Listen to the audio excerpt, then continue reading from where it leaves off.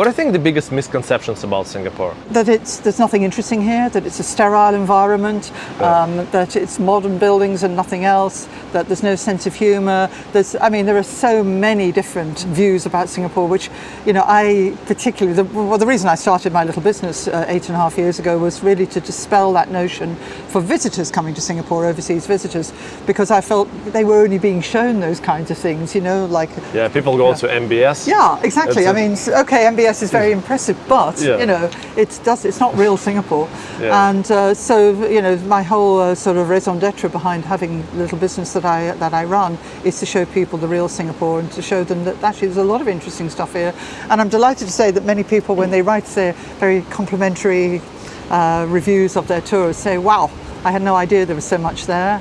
And I've fallen in love with the place and I'm coming back for more," kind of thing, which of course is, mission accomplished if that happens.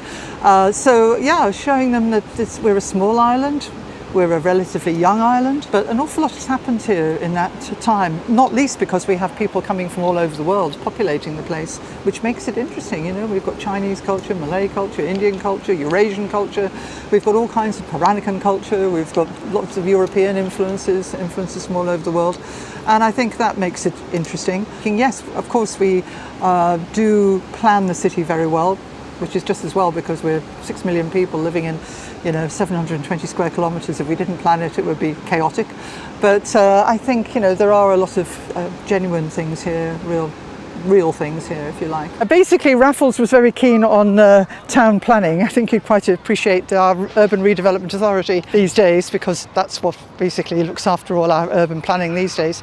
Because he said, "I want to have it organised. I want to have this side of the river for the government. I want the other side of the river to be for business.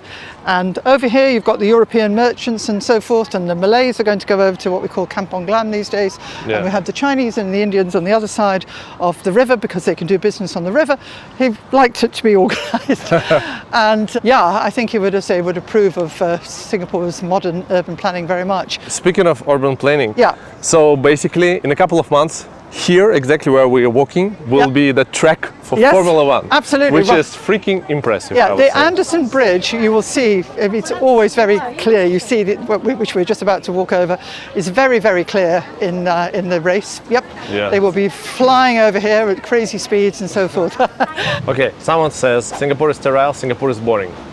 Let's break this notion. No, it's not boring. If you start actually going around the island and you discover that there are many historic places here. I say our history is relatively short. If you just count the 14th century, which I do not, of course, because I want to talk about the 14th century here in Singapore when we had 5 Malay kings here, bring people up to Fort Canning and say this is where they all lived, this is where their palace was, etc., etc.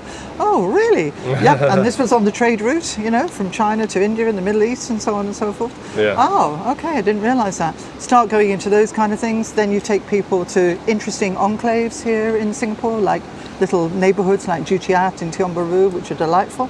And they are not big modern buildings. In fact, here in Singapore, we've tried very hard to keep our old buildings. We have 10 conservation areas. Yeah. And of course, our land's scarce, so I can't say that we've kept everything. Have we kept enough?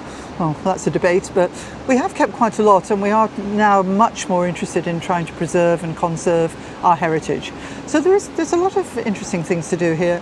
And sterility? Absolutely not. I mean, I could take people to parts of Singapore which are noisy and dirty and, frankly, complete antithesis of the sterility that people are accusing Singapore of.